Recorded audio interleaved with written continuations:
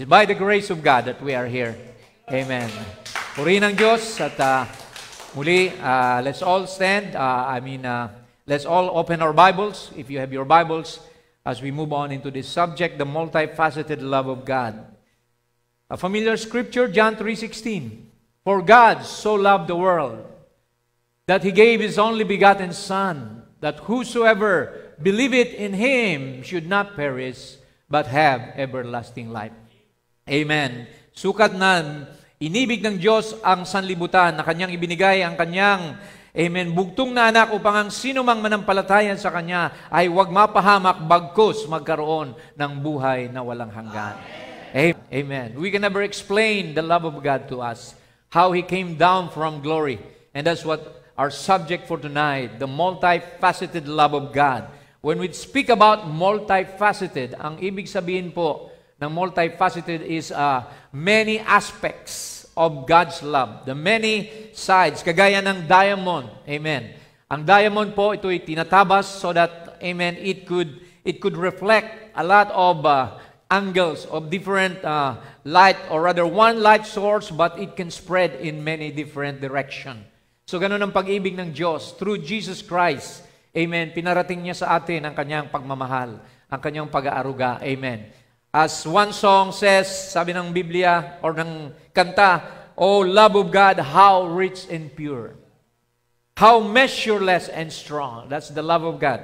"It shall forevermore endure," the saints and angels song. Why are we here? Because we thank God for His love. Kaya tayo naglilingkod sa Kanya. Sabi ng Bible, amen, not because we love God, but because He first loved us. Amen. Sabi nga ng awitin, balikan natin yung love of God. Sabi rito, even though, amen, we could fill the ocean with ink and the skies of parchment made. Kung ang buong langit ay papel at buong dagat ay tinta, sabi ng kanta, where every stalk on earth a quill, bawat sanga ng puno ay maging pluma o panulat, and every one of us be ascribed by trade. Lahat tayo mga manunulat, hindi pa kayang isulat ang pag-ibig ng Diyos. Amen. Sa buong kalangitan. Amen. To write the love of God above would drain the ocean dry. To write the love of God above, amen. Sabi rito, nor the scroll contain the whole. Amen. Those stretch from sky to sky. Amen. Kulang pa ang ating buhay, ang ating mga awitin, amen, para pasalamatan ng Diyos sa Kanyang pag-ibig. Kaya hindi tayo nagsasawa, amen, na magtipon, maglingkod sa Kanya, dahil we're existing because of the love of God. Kung walang pag-ibig ng Diyos, wala tayo rito, mga kapatid. Amen. Sa pasimula pa lang, when He created heaven and earth, He created light. It's all for our benefit. It's all for mankind's, for His people, na meron tayong makain through the plants, the animals, amen, the oxygen that we breathe, amen, the air, amen, everything, the sunlight, God, it's God's love that brought them here for us. So kaya tingnan natin ang sinasabi ng Bible, mga kapatid. Unang-una, sabi ng Bible, 1 John 4:16, God is love. Ang Diyos ay pag-ibig. And he that dwelleth in love, dwelleth in God. Siya nananatili sa pag-ibig ay nananahan sa Diyos, and God in Him. So napakahalaga ng pag-ibig, mga kapatid. Amen. Because everything that we do has to be based on love. Amen. We don't serve God because we fear hell. That's a wrong motive. Maraming tao naglilingkod sa Diyos dahil takot sila mapunta sa impyerno. But that's not the reason that we should serve God. Amen. The main reason that we serve God is because of love. We love Him. Amen. Yun ang dapat nating, amen, motibo. Why do husband and wives exist or thrive? Because of their love for each other. Amen.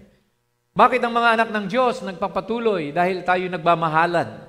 Amen. Dahil ang Diyos, una tayong inibig, kaya kailangan din tayong ibigin natin ang ating kapwa. Amen. Amen. So sabi rito sa John, 1 John 4:19 and 10, why do we love God? We love Him because He first loved us. Amen. Mahal natin ang Diyos dahil una niya tayong minahal. Glory. Herein is love. Ito raw ang tunay na pag-ibig. Not that we love God, that He loved us. Bagkus dahil tayo'y minahal ng Diyos and sent His Son to be the propitiation for our sins. So ang pag-ibig ng Diyos, nagdulot ito na ibigay niya ang kanyang bugtong na anak upang maging pampalubag loob para sa ating mga kasalanan. Glory to God. And in this was manifested the love of God towards us. Hallelujah. Because that God sent His only begotten Son into the world that we might live through Him. Amen. Upang tayo mabuhay sa pamamagitan niya. Without Jesus, there's no life. He is the life. He is the truth, the way, and the life. No man can come to the Father except by Him. Kaya mga kapatid, amen, we must love God with all our heart, with all our soul, with all our strength, sabi ng Bible. Amen. Tuloy natin, praise God. Sabi dito sa Romans 5:8-10. But God commended His love. From the word commend, to recommend. Amen. His love towards us in that while we were yet sinners, kahit nung tayo mga makasasalanan pa, Christ died for us. Namatay na si Kristo para sa atin. Hallelujah. Nung makasalanan pa tayo, nauna na ang solusyon bago ang problema. Amen. The solution came first before the problem came in. You know, the Bible said, the Lamb of God was slain before the foundation of the world. Bago pa itatag ang sanlibutan, ang kordero pinaslang na sa isipan ng Diyos. Amen. Kaya mga kapatid, how secure are we? Amen. What a blessed assurance, mga kapatid, na tayo, mga pinili ng Diyos, mga anak ng Diyos. Amen. Sabi ng kanta, amen. Wala nang makakapaghiwalay pa sa atin sa pag-ibig ni Kristo. Nothing shall separate you from the love of God, because He ordained you. All that He has foreknown, He has called, and all that He has called, He has justified, and all that He has justified, He hath glorified. Yan ang plano ng Diyos. Verse 9, much more then, now, being now justified by His blood. Alam natin ang justification as though you never sinned in the first place. Amen. It's more than forgiven. See, justified, we shall be saved from the wrath through Him. Tayo ay ligtas na mula sa puot ng Diyos sa pamamagitan ni Kristo. Because why? He was wounded for our transgression. Isaiah 53:5, He was bruised for our iniquities. The chastisement of our peace was upon Him, and by His stripes, amen, by His blood, we are healed. For if, when we were enemies, nung tayo dati mga kaaway ng Diyos, we were reconciled to God. Tayo'y pinanumbalik sa pamamagitan ng kamatayan ng Kanyang anak. By the death of His Son, much more being reconciled, we shall be saved by His life. So God extended His love through His Son, Jesus Christ. That's the love of God for mankind. He came down Himself and took the form of man. Ang Diyos mismo ang gumawa ng ating kaligtasan, ng ating katubusan. Amen. Kaya sinong dapat itaas? Ang Panginoon sa ating buhay. Siya ang ating pasalamatan, laging purihin, luwalhatiin. Give Him thanks in everything, the Bible said, for that's the will of God concerning you and me. Amen. Now, you remember the prodigal son. Amen. He was a son that took all his heirs and nilustay niya lahat. Amen. He wasted all his riches, his mana. Alam natin yung kanyang inheritance. But one day he found himself, amen, in sa kulungan ng mga baboy, doon sa pig pen. And he realized that he doesn't deserve such a situation in life. So he said, buti pa doon sa bahay ng aking ama, sagana sa pagkain, sagana sa lahat. Sabi niya, amen, nagsisisi na ako. See, I will arise and go to my father and will say unto him, I have sinned against heaven and before thee. And I am no more worthy to be called thy son. Make me one as one of thy hired servants. So ganun ang kanyang desisyon. Kahit ako nagkasala, manunumbalik ako, magsisisi ako. At kahit gawin na lang niya akong alila, hindi na ako anak, okay din sa akin yon. And then, sabi rito, he arose and came to his father. Look at the attitude of the father. But when he was yet a great way off, habang malayo pa yung bata, his father saw him, and he had compassion. Nagkaroon siya ng habag o awa. And ran. Sinong tumakbo yung tatay? Sinalubong yung anak. And fell on his neck and kissed him. Amen. And the son said unto him, Father, I have sinned against heaven and in thy sight. I am no more worthy to be called thy son. But the father, look at the father, said to his servants, bring forth the best robe and put it on him, and put a ring on his hand and shoes on his feet. Amen. Ganun pala mga kapatid, kapag tayo nanumbalik sa Panginoon, sa ating Ama na nasa langit. See? Ano pa? And bring hither the fatted calf, and kill it, and let us eat and be merry. For this my son was dead, and is alive again. He was lost, and now he is found. Hallelujah. Glory to God. Mga kapatid. Sabi dito, and they began to be merry. Nagkaroon ng kasiyahan doon, handaan, kapistahan, dahil sa isang makasalanan na nanumbalik sa kanyang ama. Yan ang sabi ng Panginoon dito. John 6:37, Jesus said, all that the Father giveth me shall come to me, and him that cometh to me I will in no wise cast out. Likewise, I say unto you, there is joy in the presence of the angels of God over one sinner that repented. So, libo-libong anghel ang nagbubunyi sa langit sa isang makasalanan na manunumbalik sa Panginoon. So, may chance pa tayo mga kapatid. God has given us a chance while you're still alive. Amen. Go back to God. Turn. Amen. To Jesus.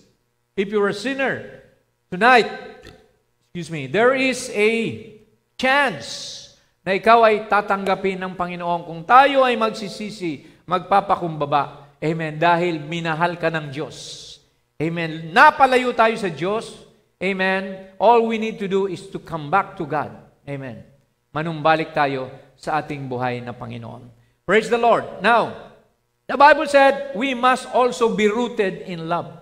If God is love, amen, His children must also be, praise the Lord, thank you my brother, the channels of love to this earth. Basahin natin. Ephesians 3:17. That Christ may dwell in your hearts by faith, that ye being rooted and grounded in love. So ang ugat natin pala mga kapatid ay naitanim sa pag-ibig ni Kristo. See? Dahil siya'y nananahan sa ating puso, amen, the love of God is being shed abroad in our hearts by the Holy Spirit, and we must also show that love, the fruits of the Spirit in our life. Sabi dito, may be able to comprehend with all saints what is the breadth, the length, the depth, and the height. Ang lawak, ang lapad, ang lalim ng pag-ibig ng Diyos. To know the love of Christ, which passeth knowledge. Di natin ma-explain. Di natin may paliwanag that you might be filled with all the fullness of God. So yan ang ine-expect ng Panginoon sa atin. That we can, amen, reflect the love of God na dumating sa atin, na tayo'y tinubos, tayo'y kinahabagan, magkaroon din tayo ng kahabagan sa isa't isa. Amen. Praise God. Kaya ang utos ng Biblia, mahalin natin ng buong puso, buong lakas, buong, amen, isip ang ating Panginoon. Jesus said, thou shalt love the Lord thy God with all thy heart, with all thy soul, and with all thy mind. This is the first and great commandment. Yan ang una sa lahat, mga kapatid. Put God first. And the second is, like unto it, thou shalt love thy neighbor as you love yourself. So, puro love, mga kapatid, ang sinasabi. On these two commandments hang all the law and the prophets. So, magkaroon lang tayo ng love, mga kapatid. Amen. Even your enemy, that you love your enemy, forgive them, pray for them that persecute you. So, kaya mga kapatid, binabalik na tayo ni Lord sa talagang sustansya, sa talagang dahilan kung bakit niya nilikha ang tao, nilikha ang mundo, dahil sa kanyang pag-ibig, mga kapatid. See, everything revolves around the love of God. Amen. So, let's see. Matthew 10:37 to 39. Higit pa sa magulang o kapatid o anak ang dapat na pagmamahal natin sa Panginoon. Sabi ni Jesus, He that loveth father or mother more than me is not worthy of me. He that loveth son or daughter more than me is not worthy of me. And he that taketh not his cross, your trials and testing, and followeth after me is not worthy of me. Siya na hindi kakayanin o tatanggapin ang kanyang pasanin at sumunod pa rin sa akin ay hindi karapat-dapat sa akin. And he that findeth his life shall lose it, but he that loseth his life for my sake shall find it. So we must revolve, amen, around the plan of God in our life. Sundin natin ang kanyang kalooban. Sabi nga ng prayer, di ba? Thy will be done on earth as it is in heaven. Kaya yung pag-ibig ni Lord, amen, sa atin, kailangan din nating ipamalas sa buong mundo. Amen. Magpapatuloy tayo mga kapatid. Sabi rito ng Biblia, ang pag-ibig natin sa Panginoon, paano natin ito maipapamalas? By obeying His commandments. Amen? How can we manifest that love? Jesus said, if you love me, amen, obey my commandments. By this we know, 1 John 5:2-3, that we love the children of God and we love God and keep His commandments, for this is the love of God that we keep His commandments. Ayan. So may kaakibat pala ng pagsunod sa kanyang salita, sa kanyang utos, sa kanyang kalooban. You cannot say you love God, amen. Sabi nga kanina, faith without work is dead.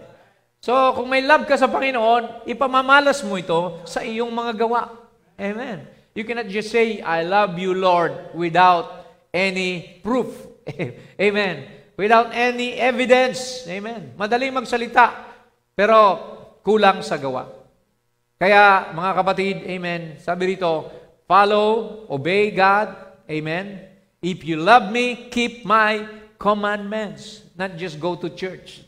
Amen. Di sinabi ni Lord, if you love me, just go to church and pay your tithes. No.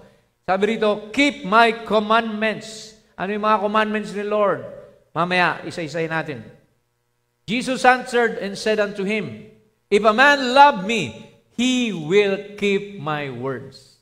So yun ang tunay, mga kapatid, na, praise God, pagpapamalas ng pag-ibig natin sa Diyos. And my Father will love him.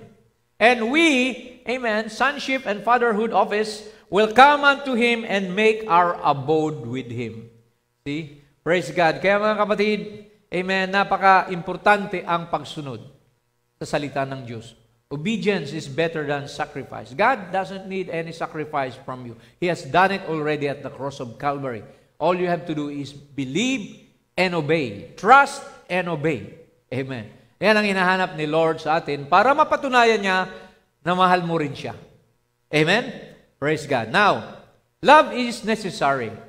Ang pag-ibig ay mahalaga o kinakailangan. More than speaking in tongues, more than, amen, faith to move mountains. Ito, 1 Corinthians 13, 1-3. Paul said, though I speak with tongues of men and angels and have not love or charity, I become as a sounding brass and a tinkling cymbal. So, para kang kalimbang na umaalingaw-ngaw, sabi ron, walang tunog, walang meaning ang paglilingkod mo sa Panginoon. Amen. And though I have the gift of prophecy, kahit mayroon kang, amen, kaloob na manghula at mangyari ang iyong inihula, and understand all mysteries, maunawaan mo man lahat ng malalalim, mga 7 seals, 7 thunders, and all knowledge, and though I have all the faith to move mountain, to remove mountains, yet have not love or charity, I am nothing. So, biruin mo yun, mga kapatid. Kahit nasa iyo na lahat ng gifts, amen, pero kung wala ka pa rin love, amen, yan ang sukatan ng Diyos. Nasaan ang pag-ibig, nasaan ang pagmamahal, ang pagrerespeto sa bawat kapatid, ang pangunawa, ang pagpapatawad. See? Praise the Lord. And though I bestow all my goods, ibigay mo man lahat ng mga kayamanan mo, mga tinatangkilik mo para pakainin ng mga mahihirap. And though I give my body to be burned, kahit pala, sunugin pa ang iyong katawan, subalit wala ka namang pag-ibig, sabi rito, it profited me nothing. So praise God mga kapatid, it boils down to one thing, that is love. Amen. Perfect divine love na kahit sampalin ka sa kaliwa, amen, magpapasampal mo yung kanan. Di ba? Sabi ni Jesus, amen, kahit batuhin ka ng bato, tinapay ang ibabato mo. Amen. So, those are just, alam natin mga talinhaga ng Bible yan. Amen. Hindi basta-basta literal yan. Amen. Ano pa? Sabi rito ng Biblia, 1 John 4:7-12. It boils down to us now. We know that God surely loved us because He gave His Son. But sabi niya rito, Beloved, let us love one another. For love is of God, and everyone that loveth is born of God and knoweth God. So kayo pala may pag-ibig ka, amen, nananahan sa iyo ang Diyos at kilala ka ng Diyos, kilala mo rin o kilala ka rin niya. Amen? He that loveth not knoweth not God. So yung mga hindi marunong umibig, magmahal, magpatawad, hindi nakakakilala sa Diyos. Sinasabi lang nila, kilala nila ang Diyos. But by their fruits you shall know them. For God is love. Amen. Now I'm talking about agapaw love kasi maraming mga love na iba na makamundong love pero hindi yan ang tinutukoy dito mga kapatid. Amen. Beloved, if God so loved us, we ought also to love one another. Praise the Lord. Amen. So, kung mahal daw tayo, minahal tayo ng Diyos, inibig niya tayo, kinakailangan din magmahalan tayo. No man hath seen God at any time. If we love one another, God dwelleth in us, and His love is perfected in us. Saan na pa perfect ang pag-ibig ng Diyos? Sa atin pala, mga kapatid. Tayo ang last beneficiary. Tayo ang pinakadulo ng pag-ibig ng Diyos. Amen. Minahal niya tayo. At tayo ang kumbaga, end user. Tayo yung beneficiary. The focus, the goal of God na tayo ay magmahalan man din kung paano niya tayo inibig, mga kapatid. Amen. Ano pa? Sabi rito, kung sinasabi mong mahal mo ang Diyos at kinamumuhian mo ang iyong kapatid, ikaw ay sinungaling. 1 John 4:20-21. If a man say, I love God, and hateth his brother, he is a liar. See? Sabi mo, mahal mong Diyos, pero ang kapatid mo ay sinisiraan mo. See? For he that loveth not his brother whom he hath seen, how can he love God whom he hath not seen? And this commandment we have from him, that he who loveth God, love his brother also. Kasama ng mga sister dyan. Ano? So, praise God. Kaya makikita natin mga kapatid, totoo na malalaman mong tao sa kanyang buhay, sa kanyang bunga, sa kanyang attitude, sa kanyang character. Diba? Character is a victory. Diba? Sabi ng prophet, amen, na kaya mong pagtakumpayan yung mga dati mong ikaw. Amen. Na ikaw ay pinanganak ng muli. Once you're born again, amen, you're not the same anymore. You're a new creation in God. And the Spirit, the fruit of the Spirit will flow out of you. Ano yun? Galatians 5:22. The fruit of the Spirit is love, joy, peace, meekness, temperance, gentleness, all those things. Amen. Because what? You love God and you love your brothers and sisters. Amen? So, ito yung kino-quote natin madalas. Nasabi ni Brother Toss sa prayer niya kanina. Sabi ni Brother Branham sa Rejected King, I heard a voice that spoke to me that was in the room. Said, this is what you preach was the Holy Ghost. This is perfect love and nothing can enter here without it. Walang makakapasok sa kaharian ng langit nang walang sakdal na pag-ibig. Wow, sabi niya, I am more determined. Ngayon, higit pa akong determinado than ever in my life that it takes perfect love to enter there. There was no jealousy. Amen. Walang inggitan doon, sabi ng prophet. Walang kapaguran. There was no tiredness. There was no death. Sickness could never be in there. Mortality could never make you old. They could not cry. It was just one joy. Kagalakan ang nandoon sa langit, mga kapatid. Yan ang inihanda sa atin ng Panginoon. To those who have perfect love, amen, you can rest assured na meron kang bahagi sa kaharian ng Diyos. Amen. Yan ang napakahirap gawin, mga kapatid. Sa mundo ng tao, amen, see, an eye for an eye, a tooth for a tooth. Di ba sabi ni Lord, di ba, noon, sinabi noon na kamuhian mo ang kaaway mo, but now I'm saying to you, love your enemies. Amen. Basahin natin yan, mga kapatid. Sabi rito, take heed to yourself. Mag-ingat kayo sa inyong sarili. Luke 17:3-4. If thy brother trespass against thee, rebuke him. If he repent, forgive him. Pag siya'y nagsisi, humingi ng tawad, patawarin mo. Mark 11:26, but if you do not forgive, neither will your Father, which is in heaven, forgive your trespasses. Ayan, mga kapatid. Ano pa? Matthew 18:21. Sabi rito, Peter came to him and said, Lord, how often shall my brother sin against me and I forgive him? Till 7 times? 7 beses ko ba siyang patatawarin, Lord? Jesus said unto him, I say not unto thee until 7 times, but until 70 times 7. Ganon, mga kapatid, pagtutuong kapatid mo. Amen. Nandoon ang pangunawa, ang nandoon ang kapatawaran natin sa isa't isa. Nandoon ang pagpapahinuhod. Amen. Tanging mga anak ng Diyos lamang ang kayang gumawa nun.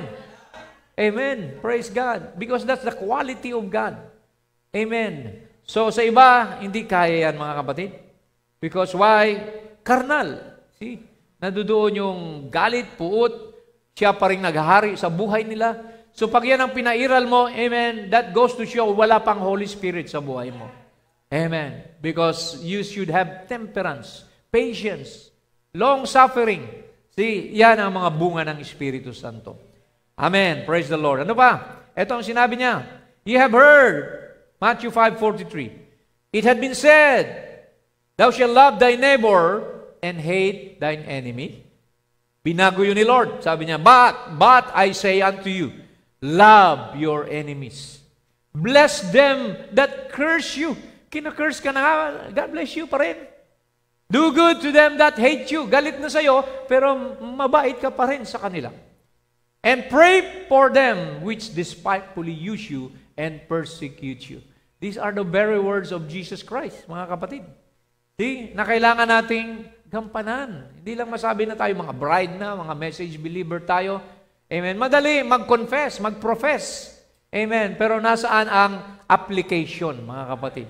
Hindi puro theory lang. Kailangan may apply natin ito sa ating buhay. Ang tunay na pag-ibig na walang pagkukunwari, walang pag-iimbot. Amen. Sa hirap at ginhawa. Amen. Magkadamay tayong lahat. Amen. Praise the Lord. Amen. 45, that ye may be the children of your Father which is in heaven, upang kayo'y maging mga anak ng inyong Ama na nasa langit, sapagkat pinasisikat niya ang araw sa mabuti at masama. For He maketh His sun to rise on the evil and on the good. Hindi lamang sumisikat sa mga mabubuti ang araw, di ba? Pati masama. Di ba? And the rain, sendeth rain on the just and the unjust. And rain is a type of a blessing, mga kapatid. Yung blessing, minsan mas pinagpapala. Akala ng iba, mas pinagpala pa yung mga unbeliever kaysa mga believer. Pero mas, amen, mahal tayo ng Diyos, mga kapatid. Amen. Kasi sabi ng Biblia, makamtan man nila ang buong mundo kung mapahamak naman ang kaluluwa. Amen. Magiging walang silbi. What profit shall a man gain if he gains the whole world but lose his own soul? So kaya ang mahalaga, mga kapatid, the love of God. The love, the brotherly love for one another. Amen. Romans 12:19-21, sabi dito ni Paul, dearly beloved, avenge not yourself. Huwag kayong gaganti. But rather give place unto wrath, for it is written, sinong gaganti? Si Lord. Vengeance is mine. I will repay, saith the Lord. So wala kang problema, kapatid. gawan ka man ng masama, si Lord ang sisingil sa kanya. Diba? They shall reap what they sow. Sabi nga, masaktan man nila itong mga kalitlitang ito, mas mabuti pang, amen, lagyan sila ng malaking batot, lubid at ihulog sa kalaliman ng dagat kaysa masaktan nila ang kalitlitan na naniniwala sa akin. Amen. Now, therefore if thine enemy hunger, feed him. Pag nagugutom yung iyong kaaway, pakainin mo. Grabe, ano? Yung iba, buti nga sa'yo. Di ba? Good for you. But no, sabi dito, feed him. If he thirst, give him drink. Pag nauhaw siya, bigyan nyo ng mainom. For in so doing, thou shalt heap coals of fire on his head. Praise the Lord. Be not overcome of evil, but overcome evil with good. Amen. Kaya ang Kristiyano talagang, amen. Praise God. Nandiyan na yung kababaan, loob, di ba? So, ang tunay na Kristiyano, amen, ay patay na sa pride. Sabi nga ni Brother Branham, yung patay na, kahit saktan mo yan, hindi gaganti yan. Di ba? We are dead in Christ, or rather, dead in sin and trespasses, but alive in Christ Jesus. Amen. Buhay tayo sa Panginoon. Kaya hindi na tayo, we're not wrestling against flesh and blood, but against spiritual wickedness in high places. Alam natin ang kaaway natin hindi tao, hindi laman at dugo, amen, kundi espiritu ng dyablo na gumagalaw sa mundong ito. Amen. So yun po ang ating dapat matutunan. Maging spiritual tayo, mga kapatid. Praise the Lord.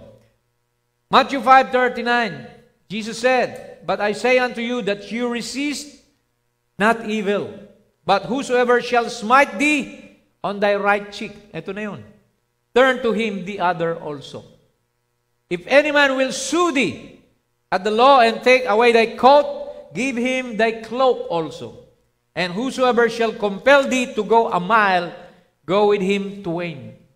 Amen. Naalala ko si Paul, yung mga nagpapahatid kay Paul, kahit malapit, malayo, talagang inihahatid niya.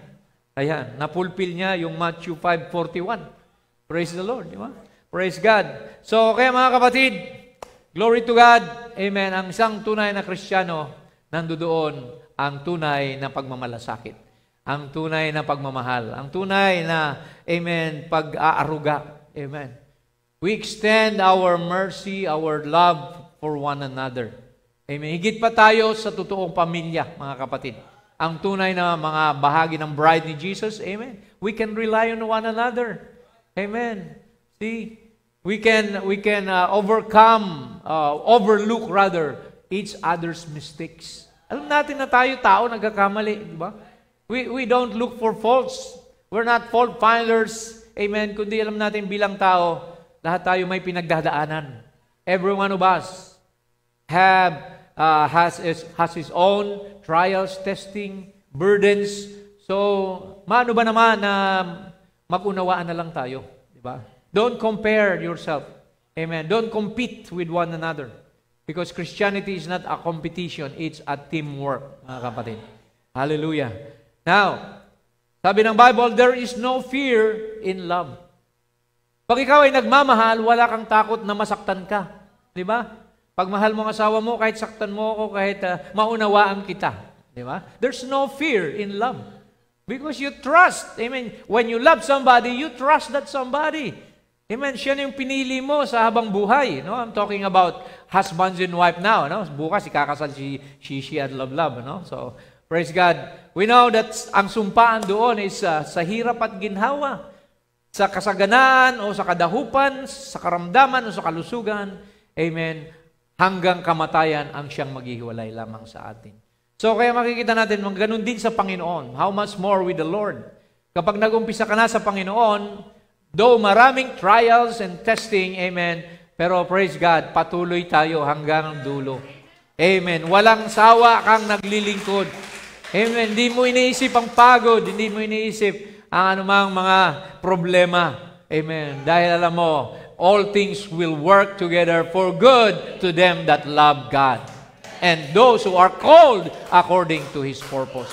That's our consolation, mga kapatid. Walang malas o swerte sa isang Kristiyano. Amen. Everything has been allowed by God. So all you have to do is just say, Lord, help me. And Jesus said, I will never leave you nor forsake you. Kasama mo ako saan ka man. Amen. Dumaan. Hallelujah. Praise God. Ano man ang sapitin mo sa mundong ito. Look at the Hebrew children. God didn't take out the fire. He was just with them. Amen. Praise the Lord. So hindi nalis ni Lord ang problema, kundi sinamahan niya sila sa gitna ng problema. Yan ang maasahan natin sa Panginoon. I will never leave you nor forsake you. Amen. God loves you. Amen. He will never allow you to be defeated, to be depressed. See? Sabi nga ni Paul, di ba? We are depressed, or we are persecuted on every side but never forsaken. Amen. Praise the Lord. Now, love is superior than hatred. Ang pag-ibig ay higit pa ito sa pagkamuhi. Basahin natin ang 1 Corinthians 13:4-7. Sabi dito, charity, love suffereth long. Ang pag-ibig matiisin. Ayan. Kaya niyang pagtiisan ang mga pinagdadaan ng problema. Love is kind, may magandang kalooban. Charity, envieth not, hindi mainggitin. Charity, vaunteth not itself, is not puffed up, hindi mapagmalaki o palalo. Hindi mapagmayabang. It doth not behave itself unseemingly, hindi magaspang ang kilos. Seeketh not her own, hindi nito ipinipilit ang kanyang sariling kagustuhan. Is not easily provoked, hindi mayayamutin. Thinketh no evil, hindi nag-iisip ng masama. Amen. Ganon ang tunay na Kristiyano na may pag-ibig, mga kapatid. We never think of, doing wrong against each one. Rejoiceth not in iniquity. Hindi natutuwa sa masamang gawa, but rejoiceth in the truth. Kundi natutuwa sa katotohanan. It beareth all things, pinapasan ito ang lahat ng bagay. Ayan, yung mga tunay na pag-ibig, kaya niyang pasanin lahat ng mga problema. Amen. Believeth all things, pinaniniwalaan pa rin niya lahat ng bagay na magiging mabuti, magiging maayos ang lahat. Amen.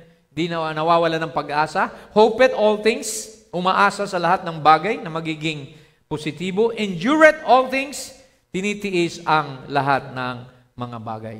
So yan po ang tunay na pag-ibig.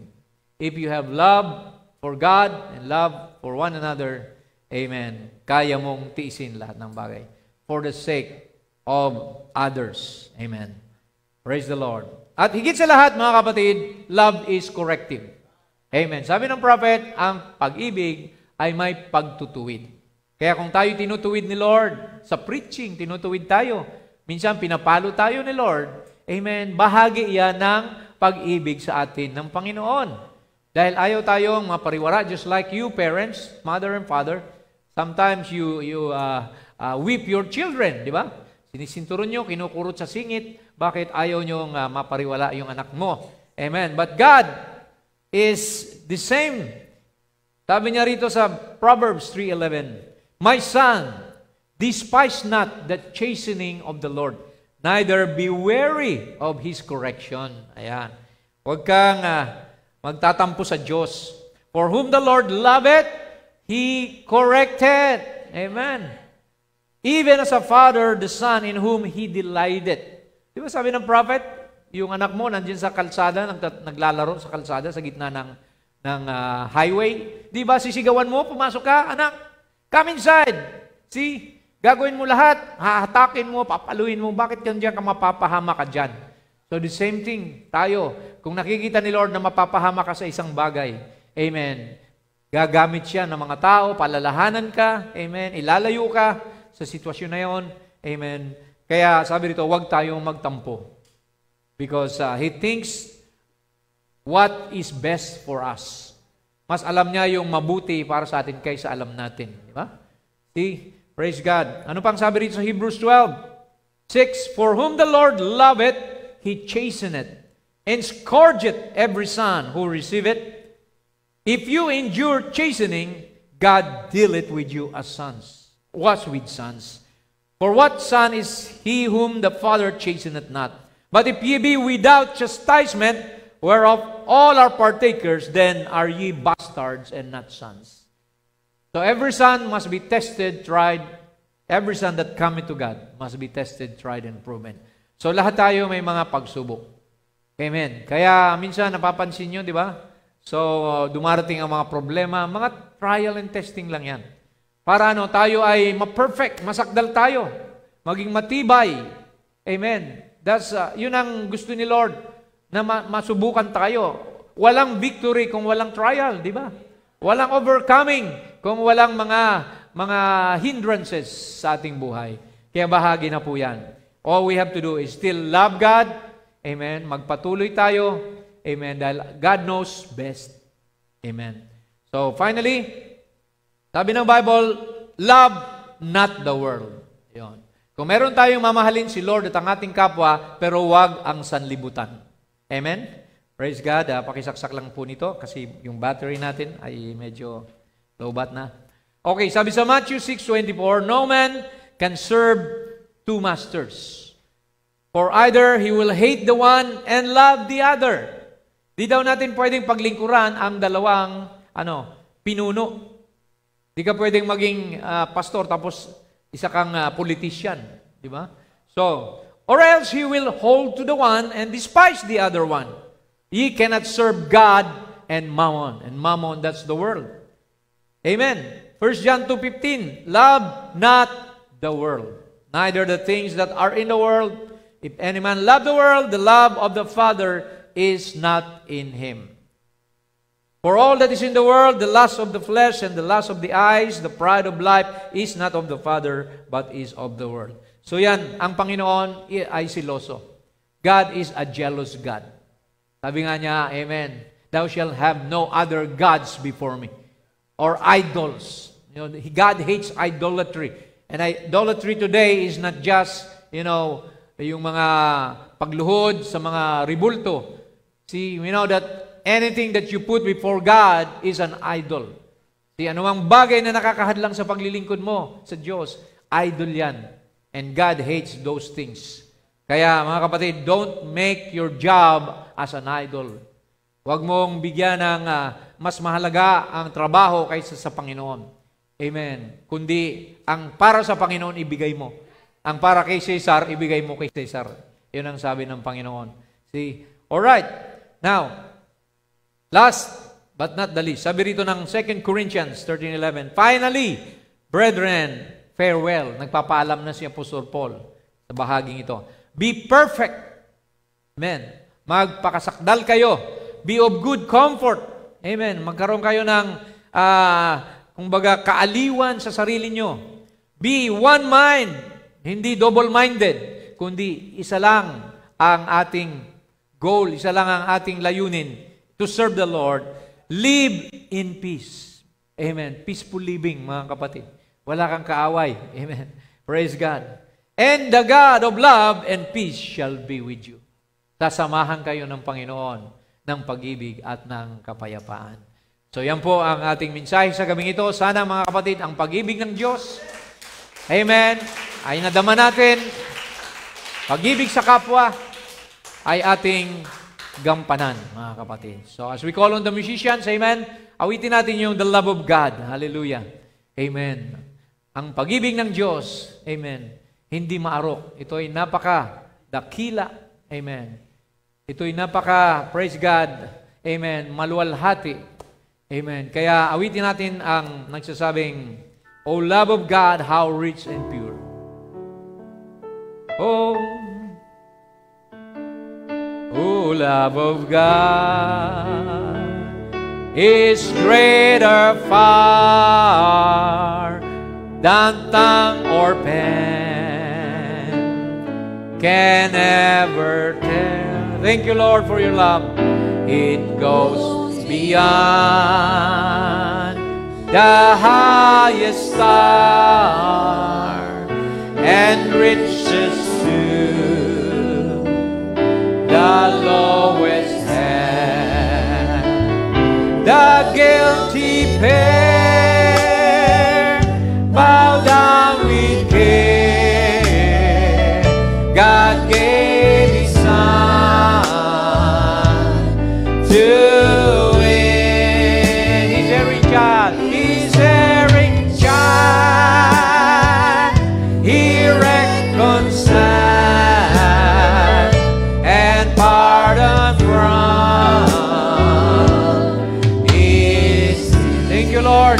love of God. Oh, love of God, how rich and pure. Oh, thank you for your Son, Lord. Surely and strong, it shall forevermore endure. The saints in angels song. Could we within? Could we within the ocean feel? The ocean feel, and where the skies, and where the sky of parchment made, of parchment made, where every stalk on earth a queen, and every man ascribed by trade, every man ascribed by trade, to write the love of God, to write the love